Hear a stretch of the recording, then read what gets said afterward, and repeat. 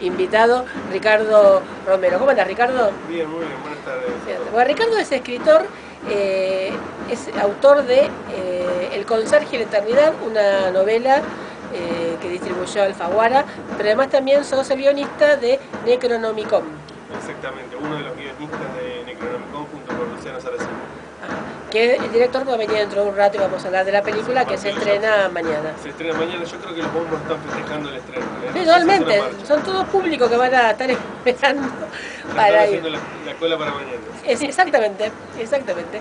Y que va a estar en varias salas por lo que me dijiste. Bueno, hablemos de tu novela. Sí. El conserje y la eternidad transcurre en tres épocas, en tres fechas muy particulares de la Argentina. Sí, exactamente, sí, en 1955, 1982 y 2001. Por un lado, la idea era buscar épocas que un lector argentino pudiera reconocer y pudiera pensar mientras leía, en el caso de estar, dónde estaba yo o cómo estaba en ese momento. Claro. Articulada la realidad, digamos, para relacionarlo con la articulación que tiene este personaje oscuro y limítrofe. Ajá, claro. Recordemos, bueno, el 55 es lo de Perón, el 82 las Malvinas y el 2001, bueno... El 55 es justo durante el bombardeo. El bombardeo de Perón, que ahí empieza. Sí. Y después el 82, que es la Guerra de Malvinas. Durante una semana en la Guerra de Malvinas. Y el 2001 la crisis. Claro, exactamente.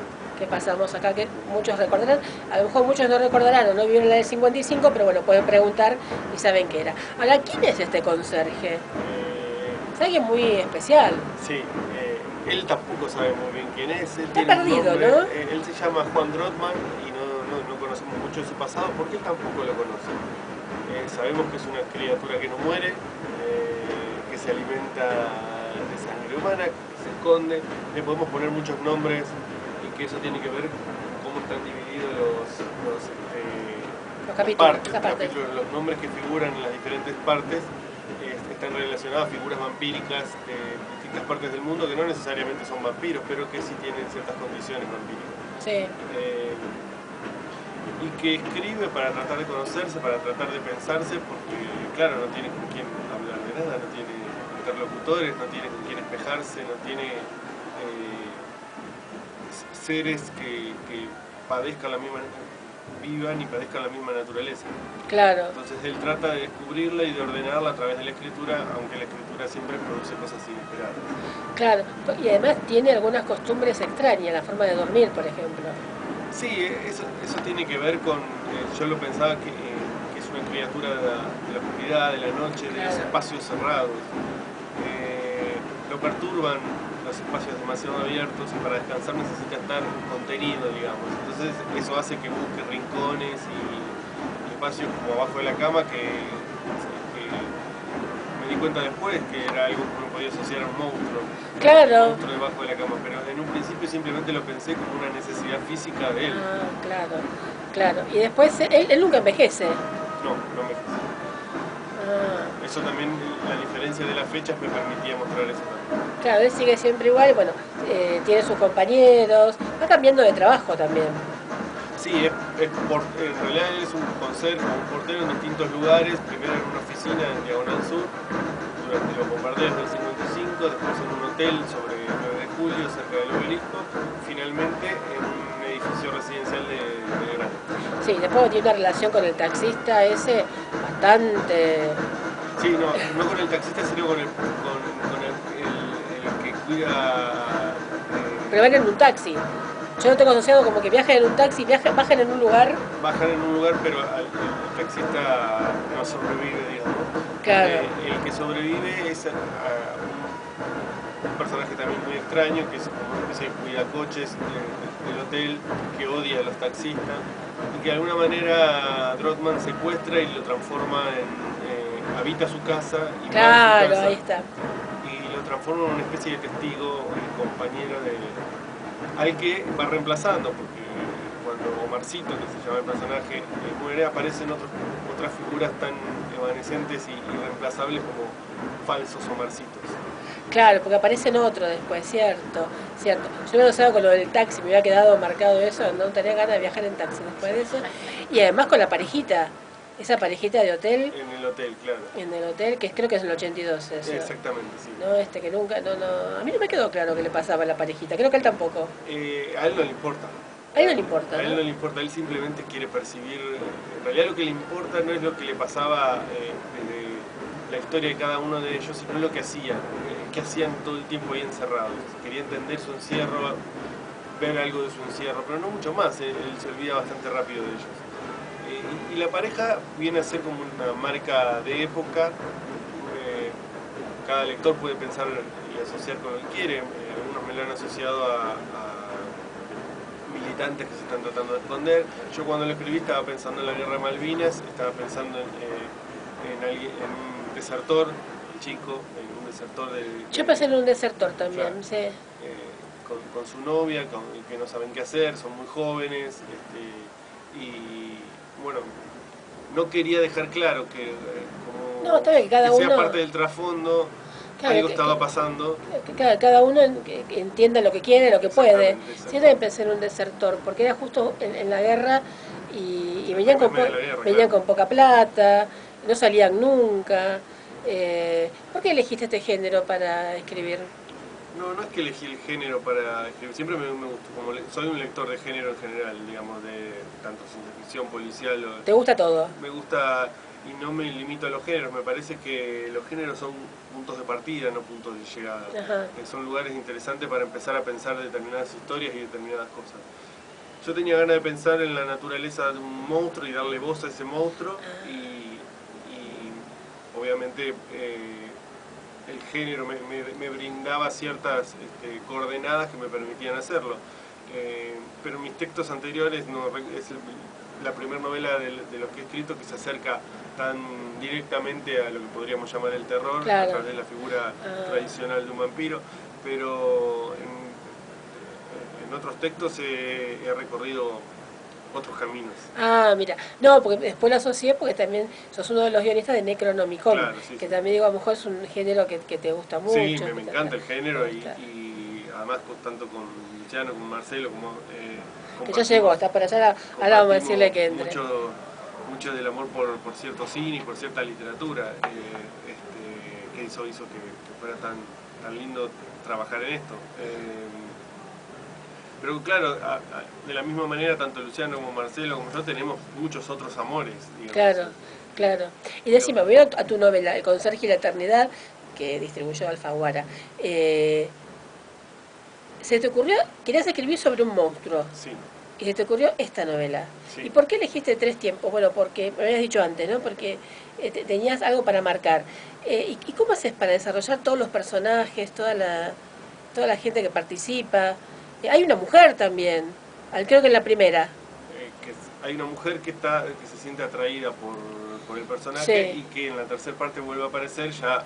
que ya es más grande. Mujer, claro, una mujer mayor con Alzheimer, pero que así todo lo recuerda y lo reconoce. Claro, que es la misma chica jovencita, era jovencita la chica. Claro, ¿él le gustaba la chica? No. ¿No? No. Me interesaba ser un monstruo asexuado, no un monstruo cargado de erotismo y de pulsiones eróticas, digamos, porque la manera en que se articula el poder y el deseo en él es otra, tiene otras reglas humanas. Claro, pues lo que le atraía era otra cosa, claro. Además, no es una criatura que particularmente se sienta motivado por el deseo. Claro. Casi que podríamos decir el deseo está ausente en él y eso es una de las cuestiones que lo tiene más perdido. Su alimentarse no está revestido de deseo ni siquiera de placer. Hay algo inevitable en eso y en su condición. Yo creo que en lo único que realmente siente algo de placer, aunque no se da cuenta, es en la escritura. La escritura le brinda, pero no creo que él esté tan consciente de eso. Claro. ¿Le buscaste un pasado de dónde viene o algo? No. Salió ahí, apareció el monstruo de grande. ¿Qué edad tiene el monstruo? No es el monstruo, pobre hombre. Podemos decirle monstruo, pensándolo no como una criatura única en su especie, que no tiene posibilidades de reproducirse y que no es no podemos medirlo desde nuestra moral social, Claro. digamos, entre lo que es bueno y lo que es malo. Es una criatura que tiene otra naturaleza y sus leyes son distintas a las nuestras, que obviamente atraviesa y tiene que convivir con nosotros y nosotros con él. Claro, pasa que nosotros no sabemos quién es, porque igual que nosotros Sí. es Como la mayoría de las veces no sabemos quiénes son. no hay muchos como él, sabes que hay muchos, pasa que se mueren, este no, Sí. pero sí, es cierto, hay muchos como él, ¿no? Edad 40 y pico, más 50, o menos, ¿no? yo le 50, calculo más de ahí 50, no, sí. más de ahí no. Otro como él no, es único, Al menos que él no sepa, apareció, que él no que se ha sepa. encontrado con nadie. Ah, Debe haberlos también. como dijimos recién, seguramente hay muchos Sí, igual que los no muchos, conocemos. otra vez desde la condición esta de pensar los monstruos que nos hacen mal. Él no le hace mal a nadie, desde una perspectiva moralista o ética. Él es un animal que se alimenta de nosotros, como Claro, nosotros sí, nos alimentamos de otros animales. No lo claro. podemos juzgar desde ahí. Claro, porque tiene actitudes, cuando se queda toda la casa sin luz, tiene como hasta una actitud casi solidaria Sí, en un momento, o sea, mirándolo de este lado, ¿no? sí, No nos dijo aprovecho y acá pero con tengo la alimento. solidaridad entras otra vez a medirlo desde el Sí, humano. claro, sí, yo lo pienso como un humano, claro. No, y tenés que pensar que en todo caso lo que está tratando de hacer es preservar cierto orden, porque Claro, él desconfía de los cambios, lo perturban los cambios como nos perturban los espacios abiertos, no quiere ser notado. Entonces todo lo que trata de hacer es simplemente que todo continúe de la manera más normal posible, que todo siga funcionando como venía funcionando hasta ese momento. claro, porque uno lo ve como un igual, pero no, claro, no es un igual, no, No, no, claro, igual que yo físicamente, pero no es igual que yo. exactamente. Claro, sí, es cierto, o sea, lo humaniza y no, Sí. no es un humano. Siempre caemos en la tentación de humanizar A todo, claro. a todas las criaturas y eso muchas veces nos ciega a la hora de tratar de entenderlas. Sí, sí, no ciega, exactamente esa es la palabra justa a lo que nos convierte. ¿Y tenés algún otro proyecto de libro ahora? De libro tengo una novela inédita que el año pasado ganó el Premio del Fondo Nacional de las Artes, así que estoy viendo ahora para editarla. ¿Dentro de este género u No, otro? tiene por ahí algo que ver con el policial, tiene zonas oscuras, siempre hay zonas oscuras. Ajá. Y después estoy trabajando en una novela bastante larga que tiene todo un poco y me va a llevar bastante tiempo. Más tiempo, más tiempo. Por eso con tu novela, El conserje de la eternidad, para los que les gusta así el terror, es ideal. Y va para pensarla, porque a veces hay que volver a releer alguna cosa, porque algo te quedó medio descolgado. Yo la leí en octubre, ya es Sí. como que algunas cosas se me pasaron ya. Y bueno, ¿y cómo llegaste a Necronomicon? Por invitación, en realidad, Marcelo Yars, ¿estás por ahí? ¿Sí? Sí. Él es una idea que hace mucho tiempo, ya te va a contar él, pero hace mucho tiempo que traía, y lo conoció Luciano Saracino, empezaron a trabajar juntos. Yo soy muy amigo, lo conozco hace mucho a Luciano. Luciano le propuso que me uniera al equipo de trabajo y entré que con mucha alegría, porque es algo con lo que uno siempre ha soñado, ¿no? Claro. Sobre todo viendo películas desde chico. Con Luciano en estos días pensábamos en eso. Siempre fuimos espectadores y ahora somos, de alguna manera estamos participando en algo que otros chicos van a mirar con la misma alegría, devoción y con el mismo espanto como que mirábamos nosotros. Claro, y más porque nombran a unos autores como Edgar Allan Poe y Lovecraft que son muy particulares del terror, Sí. del miedo. Son los maestros, ¿no? Claro, son de alguna manera inauguraron muchas, educaron nuestra sensibilidad moderna, digamos. Y han salido mucho, porque uno a veces habla de Stephen King, pero Stephen King se ha nutrido también de ellos. Sí, por supuesto, Totalmente. cualquier escritor contemporáneo Todos. tiene que reconocer que si va a transitar por estos lados, de una u otra manera va a dialogar con ellos. Sí, sí, a mí Edgar Allan Poe me encanta. Y cuando miraba la película decía, tengo que volver a sacar, yo tengo el librito de las obras completas que se vendían hace muchos años, ese de tapa roja, ¿no vez lo viste? Tengo que volver a sacarlo y releerme todo porque amo a Edgar Allan Poe. Con el otro no me enganché tanto, pero... ¿Con Lovecraft? Sí, más o menos me enganché, pero Edgar Allan Poe era... Sí, son momentos también y además son muy distintos de cierta manera. Lovecraft tiene una propuesta más cercana a lo que entendemos por el terror de lo que tal vez tenía Poe. Poe recorría, y además Poe no deja de ser un escritor de otra época. Claro, Lovecraft sí. está mucho más cerca de nosotros. Claro. Y por otra parte, a veces puede suceder que a Lovecraft lo leamos como algo más conocido, Sí. pero porque el cine de terror, sobre todo en la segunda mitad del siglo XX, se ha inspirado mucho en sus obras. Sí. Por lo tanto, cuando llegamos a él, y después de haber visto muchas veces películas, pareciera que esto ya lo conocemos. Claro, claro. Cuando en realidad es que viene de ahí. Claro. Claro. Y además con este libro que se lo atribuyen a él. Este libro es, no es que se lo atribuyen a él, él es un libro que participa de su ficción, él crea Claro. este libro que no existe.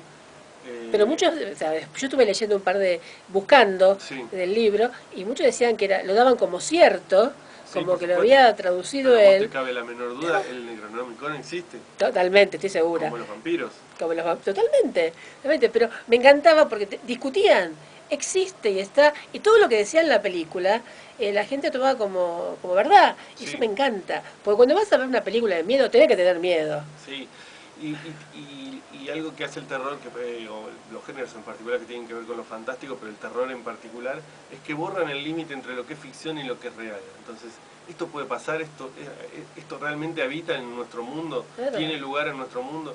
Yo creo que sí, y eso lo hace interesante, esa flexibilidad de los límites, Claro. lo vuelve todo más inquietante.